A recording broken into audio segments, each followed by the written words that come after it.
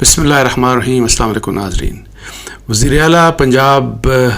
مریم نواز صاحبہ کی وزارت عظمیٰ چیف منسٹرشپ کو خطرہ، ایک اس موضوع کے اوپر میں بات کروں گا، اور دوسرا عمران خان صاحب کی کل کے حوالے سے جو ایک بات کی جا رہی ہے کہ ممکنہ طور کے اوپر کل ان کو رہائی مل سکتی ہے، تو کیا ان کو واقعی رہائی مل سکتی ہے کہ نہیں. یہ دو ایشوز ہیں جن کے اوپر میں بات کروں گا. اور سب سے پہلے مریم نواز صاحبہ کی چیف منسٹرشپ کو کس قسم کا خطرہ ہے. ادروائز تو آپ کو پتہ ہے کہ پنجاب میں جس قسم کی PMLN کی جو سچویشن ہے، ان کے جو MPAs ہیں، ان کی جس قسم کی عددی جو قوت ہے پروونشل اسمبلی میں، وہ بہت کمفرٹیبل ہیں، اور کوئی پارٹی کے اندر سے کوئی اس قسم کا کوئی مسئلہ نہیں ہے، اور نہ ہی کوئی اپوزیشن کی طرف سے کہ کوئی نو کانفیڈنس یا کوئی اس قسم کی چیز مریم نواز صاحبہ کے اگینسٹ آ سکتی ہے. ادروائز اس وقت تک تو آپ کو پتہ ہے کہ جی بیکاز ان کی PMLN کی ایک اسٹرینتھ ہے، اور جو PMLN جو ہے وہ سمپل میجورٹی وہ پنجاب میں وہ انجوائے کر رہی ہے، تو اس لحاظ سے ان کو اس وقت تو کسی قسم کا کوئی عدم استحکام یا کسی قسم کا کوئی تھریٹ فوری طور کے اوپر اس لحاظ سے تو مریم نواز کی حکومت کو یا ان کی چیف منسٹرشپ کو کوئی وہ کنفرنٹ نہیں کر رہی. لیکن ایک امپورٹنٹ ڈیولپمنٹ جو لاسٹ ویک ہوئی وہ یہ تھی کہ جس طرح جو الیکشن ٹریبیونلز جو بنائے گئے جو ہائی کورٹس کے، آپ کو پتہ ہے کہ الیکشنز کے بعد جو الیکشنز کے ریلیٹڈ جو ڈسپیوٹس تھے، وہ الیکشن کمیشن کے بعد جو ریٹرننگ آفیسرز کے بعد جس فورم میں جاتے ہیں وہ الیکشن ٹریبیونلز کے پاس جاتے ہیں. اس کے لیے الیکشن ٹریبیونلز بنے، اسلام آباد میں بھی بنائے گئے، پنجاب میں ڈفرینٹ پروونسز میں ہائی کورٹس میں جیسے بنائے جاتے ہیں، اور ان میں ہائی کورٹ کے ججز کو اپوائنٹ کیا جاتا ہے. تو اس لحاظ سے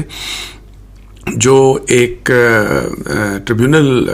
لاہور ہائی کورٹ کا ہے، تو اس نے ایک مختلف جو کانسٹیٹوئنسیز تھیں جن کے الیکشنز کو چیلنج کیا گیا تھا، ان میں مریم نواز صاحبہ کا بھی جو کانسٹیٹوئنسی تھی جس سے وہ الیکٹ ہوئیں پروونشل اسمبلی پنجاب اسمبلی کے لیے، اور پھر بعد میں چیف منسٹر بنی، تو وہاں کا الیکشن بھی مطلب ہے کہ وہ ڈسپیوٹ جو ہے وہ الیکشن ٹریبیونل کے سامنے ہے. اور الیکشن ٹریبیونل جو اس کا میں جو خبر پڑھ رہا تھا، تو جس طرح کہ آپ کو پتہ ہوگا کہ جو اسلام آباد میں جو الیکشن ٹریبیونل طارق محمود جہانگیری صاحب کے انڈر تھا، اور جس طریقے سے وہ بڑی تیزی کے ساتھ جو الیکشن ڈسپیوٹس ہیں، اور جو PTI کے خاص طور کے اوپر جو درخواستیں تھیں الیکشنز کے اگینسٹ، جو جس طرح الیکشنز کے ریزلٹس کے اگینسٹ، جو کہ آپ کو پتہ ہے کہ فیڈرل گورنمنٹ میں تینوں کے تینوں جو سیٹیں ہیں وہ MNAs جو تھے، وہ جو کنٹروورشل الیکشنز تھے فیبروری 8 2024 کے، اس میں PMLN کو وہ سیٹیں ملی تھی. لیکن وہی فارم 45 اور فارم 47 والے ڈسپیوٹس کے حوالے سے طارق محمود جہانگیری صاحب نے جو جسٹس ہیں اسلام آباد ہائی کورٹ کے، اور یہ ان 6 ججز میں شامل ہیں جنہوں نے خط لکھا تھا اسٹیبلشمنٹ کے انٹرفیرنس کے متعلق چیف جسٹس آف پاکستان کو. تو اس لحاظ سے یہ ہے کہ جی جہانگیری صاحب کے سامنے جو کیسز ہیں، آپ کو پتہ ہے کہ وہ کافی اگریسولی، کافی تیزی سے اس کو پرسو کر رہے تھے، اور قانون کے مطابق آپ کو پتہ ہے کہ وہ بھی یہ کہ جی یہ جو الیکشن ڈسپیوٹس ہیں الیکشن ٹریبیونلز کو،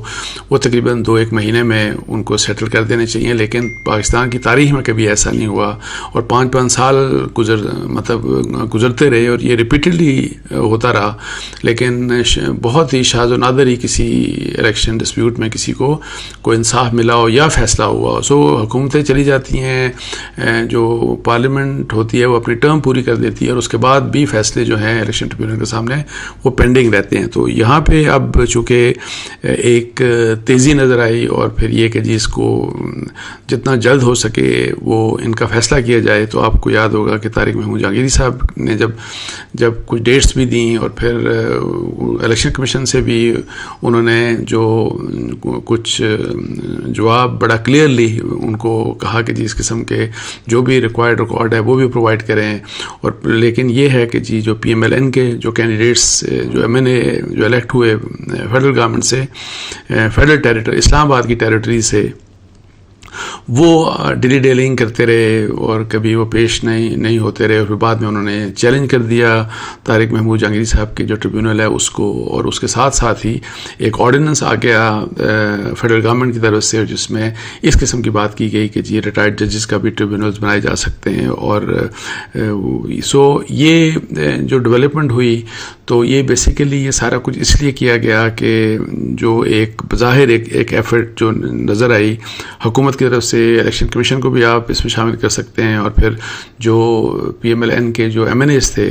کہ وہ بیسیکلی چاہ رہے تھے کہ یہ مسئلہ ڈیلے ہو، اور یہ جو الیکشن ٹریبیونلز کا جو مطلب ہے کہ جس طرح تاریخ پہلے ہوتا رہا، ماضی میں ہوتا رہا، کہ تاکہ جلد فیصلہ نہ ہو اور لیگل کسی ایک لیگل ریزن کی وجہ سے یا کسی دوسرے لیگل ریزن کی وجہ سے ان چیزوں کو لٹکایا جائے. لیکن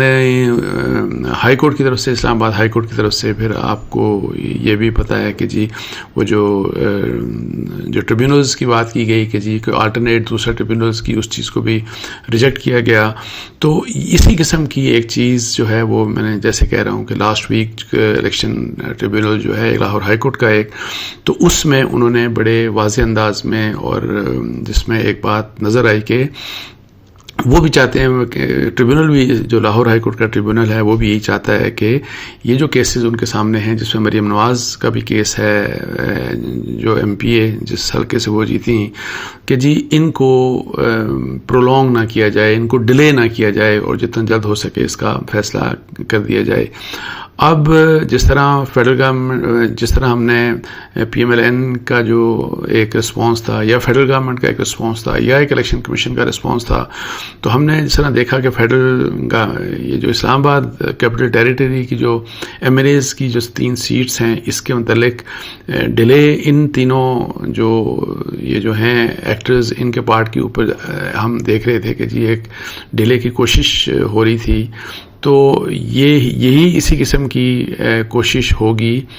جو نظر آ رہا ہے کہ پنجاب میں بھی ہوگی، اور صرف مریم نواز نہیں بلکہ اور بھی حلقے ہیں جن کو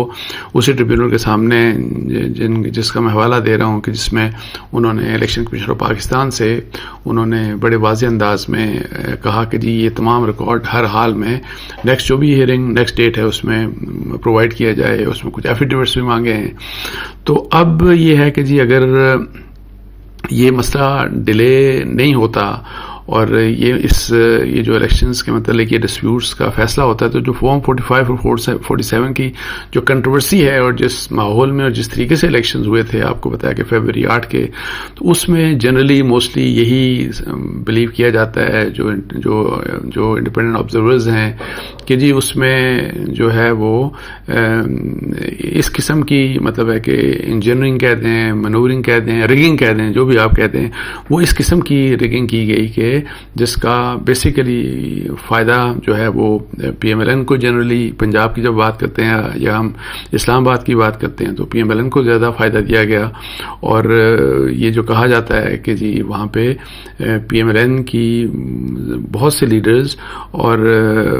یہ رہنما، ایون نواز شریف صاحب کی بھی بات کی جاتی ہے، شہباز شریف صاحب کی بھی بات کی جاتی ہے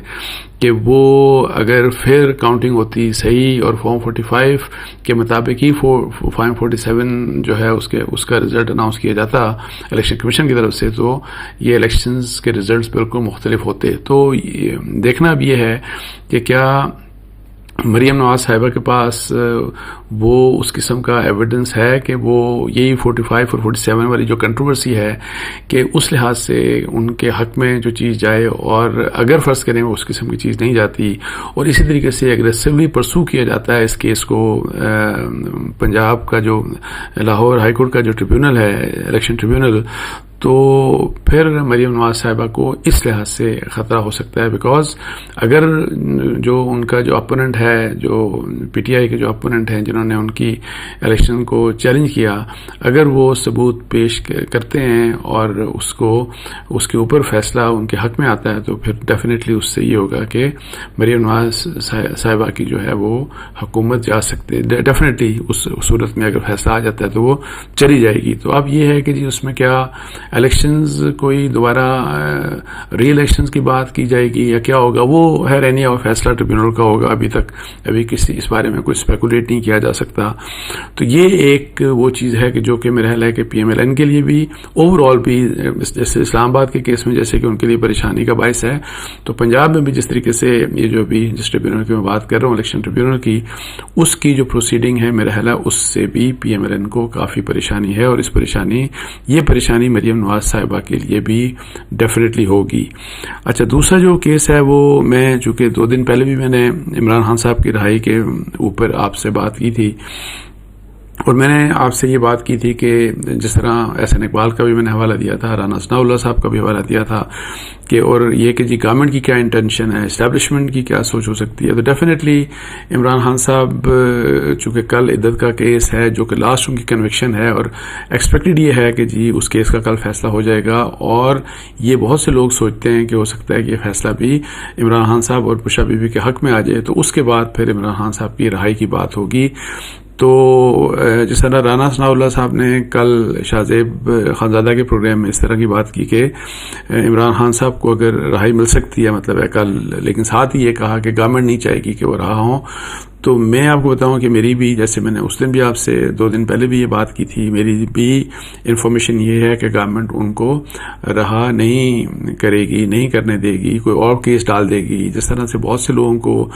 بہت لمبا عرصے تک رکھا گیا، پرویز الہی کی مثال آپ کے سامنے، اور بہت سے لوگوں کی ایسی مثال سامنے ہے کہ جن کی کوئی کنوکشن نہیں تھی لیکن ان لوگوں کو جیل میں کافی عرصہ رکھا گیا. سو عمران خان صاحب کو میرا نہیں خیال کہ کل اگر رہائی ان کی یہ جو عدت کیس میں کنوکشن ختم ہوتی ہے تو اس کے بعد ان کی مشکلات کا خاتمہ ہو جائے گا، انلیس کہ کوئی ڈیل ہو جائے، انلیس کہ وہ کچھ ایشورنسز اس قسم کی دے دیں کہ جو کہ اکانومی کے لحاظ سے، جیسے میں نے اس دن بھی بات کی تھی کہ ایک تو اکانومی کے اوپر کسی قسم کی بھی کسی بھی پولیٹیکل پارٹی، خاص طور پہ پی ٹی آئی کو یہ الاؤ نہیں کیا جائے گا کہ وہ کچھ بھی ایسا کریں کہ جس سے پاکستان کی جو معیشت ہے اور اس کے لیے جس قسم کی بھی انوائرمنٹ کریٹ کی جا رہی ہے، اور جو یعنی کہ معاشی عدم استحکام پیدا کرنے کی ان کو اجازت نہیں دی جائے گی. اور دوسرا یہ کہ جی ملٹری کی ٹاپ کمانڈ جو ہے، آرمی چیف خاص طور کے اوپر، ان کے اوپر جس طرح سے عمران خان صاحب پی ٹی آئی اٹیک کرتی رہی، تو اس کام سے اگر وہ رک جاتے ہیں تو پھر کچھ سچویشن پیدا ہو سکتی ہے. لیکن میرا نہیں خیال کہ عمران خان صاحب جو ہے وہ ان کو رہائی، اگر یہ کیس ان کے حق میں آتا ہے تو ان کی رہائی ممکن ہوگی. اور یہ شیخ رشید صاحب جو ہیں انہوں نے بھی آج کوئی اسی قسم کی بات کی کہ کوئی بیوقوفی ہو سکتا ہے جو یہ سوچ رہا ہو کہ عمران خان جو ہے ان کو رہائی مل جائے گی. تو یہ 2 ایشوز تھے جن کے اوپر میں آپ سے بات کرنا چاہ رہا تھا. اس کے ساتھ ہی مجھے اجازت دیجیے. جزاک اللہ. السلام علیکم ورحمۃ اللہ.